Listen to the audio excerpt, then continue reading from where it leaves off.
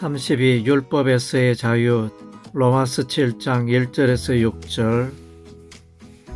로마서 7장은 그리스도인의 성화의 삶의 갈등 구조를 보여준다.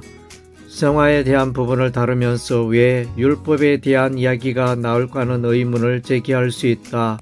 그리스도인이 성화의 삶을 살다가 자기도 모르게 율법의 정죄를 경험하는 일이 허다하다. 그리스도인이 십자가 사건에 대한 이해가 부족할 때 율법에 대한 혼동을 하게 된다. 여기서 바울은 그리스도인이 자주 혼동하는 율법과의 관계에 대하여 말한다. 로마서 2장에서는 무려 11절에 걸쳐서 율법이라는 단어를 사용하고 있다.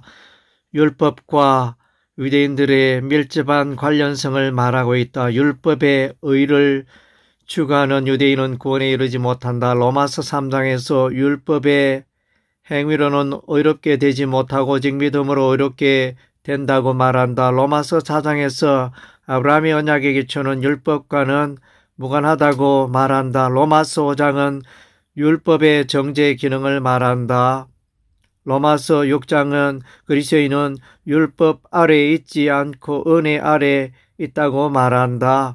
로마서 7장에서는 무려 16절에 걸쳐서 율법이라는 단어가 사용된다. 이는 성화의 과정에도 율법이 개입하고 있음을 말하는 것이다. 그리스도인이 죄 가운데 빠질 때는 일시적으로 율법의 정죄에 직면하기도 한다. 7장 4절에서는 그리스도인은 율법에 대하여 죽음을 당하였다고 한다. 7장 6절에서는 그리스도인 율법에서 벗어났음을 말한다. 7장 전반부에서는 그리스도인의 율법과의 단절을 말한다. 신자는 율법에 대하여 죽었다. 더 이상 율법에 얽매일 필요가 없어졌다.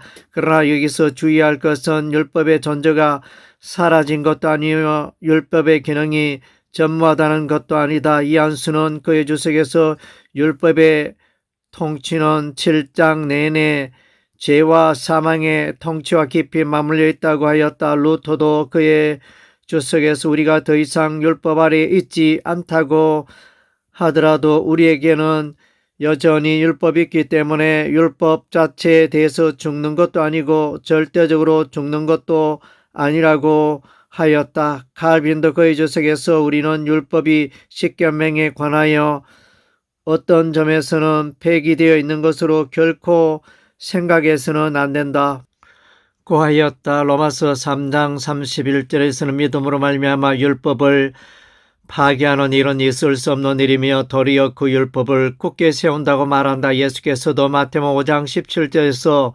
율법이나 선지자를 폐하려 온 것이 아니라 오히려 완전하게 하신다고 하셨다. 로마서 8장 7절에서는 그리스도인이 성령을 따라 행할 때 비로소 율법의 요구를 이루게 된다고 말한다. 로마서 13장 10절에서 사랑은 율법의 완성이라고 하면서 성화의 길에서 율법을 외면하지 않고 있다. 그러므로 성화의 삶 가운데서도 율법은 여전히 존재한다.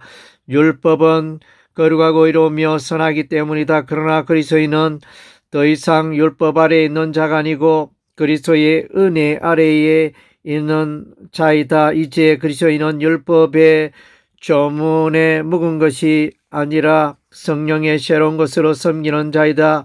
그는 옛 남편 율법의 통치에서 벗어나 새 남편 그리스도의 통치 안에 사는 자이다. 33. 율법과 죄. 로마서 7장 7절에서 13절. 로마서 7장 전반부에서는 율법과는 이혼하고 그리스도와 결혼하였음을 말한다. 이는 곧 율법의 정죄에서 벗어나 성령의 인도하심 가운데 사는 것을 말한다. 그런데 여기서는 이혼한 옛 남편 율법을 다시 말하고 있다. 비록 헤어지기는 했지만 율법의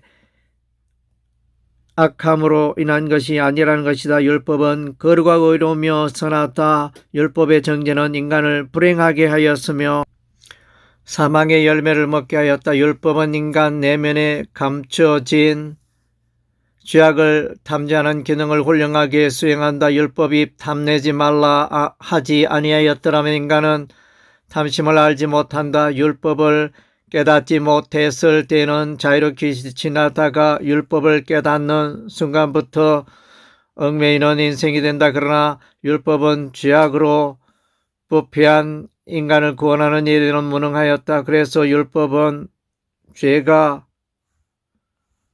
아니며 인간의 죄악을 부추기는 원인도 아니다. 율법에서 벗어남이 육신의 탐욕 곧 육신의 정욕에서 벗어남은 아니다. 욕심이 잉태한 적 죄를 낳고 죄가 장성한 적 사망을 낳는다. 신자는 그리스도 안에서 성령의 통치를 받지만 여전히 그 탐심은 그의 마음속에 존재한다. 신자가 되어도 죄와는 관계없는 자가 아니다.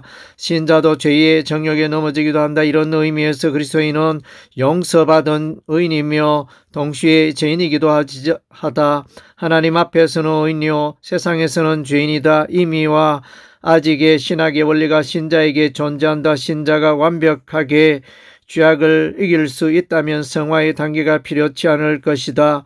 죄는 율법 안에 있는 것이 아니라 우리 안에 거하고 있으며 죄의 원인은 육신의 부패한 정욕이라고 칼빈은 말한다. 로마서 6장은 그리스도인의 성화를 말한다. 여기서 바울은 다시 한번 질문을 한다. 은혜를 다하게 하려고 죄에 거하겠느냐? 신자는 더 이상 죄에 머물러 있어서는 안 되는 것이다. 그러나 신자가 죄에 들어줄 수 있음을 계속하여 견고한다. 너희 자신을 죄에 대하여는 죽은 자로 여기라고 명령한다. 몸의 사욕에 순종하여 죄가 너희를 지배하지 못하게 하라고 명령한다. 너희 지체를 불의의 무기로 드리지 말고 이의 무기로 드리라고 명령한다. 너희 지체를 죄의 종으로 드리지 말고 이의 종으로 드리라고 명령한다. 신자도 불의와 죄 가운데 넘어질 수 있는 가능성이 천국 가는 그날까지 항상 존재하는 것이다. 바울은 고린도서 9장에서 내가 내 몸을 쳐 복종하게 한다고 말하는 것은 자신이 죄 가운데 넘어지지 않고 실제의 삶으로 승리하고자 하는 성화의 일면을 보여준다. 율법은 인간 내면의 탐심 곧 죄성까지도 보여주며 죄악으로 부패한 인간의 모습을 깨닫게 하여 그리스도의 구원을 바라보게 한다.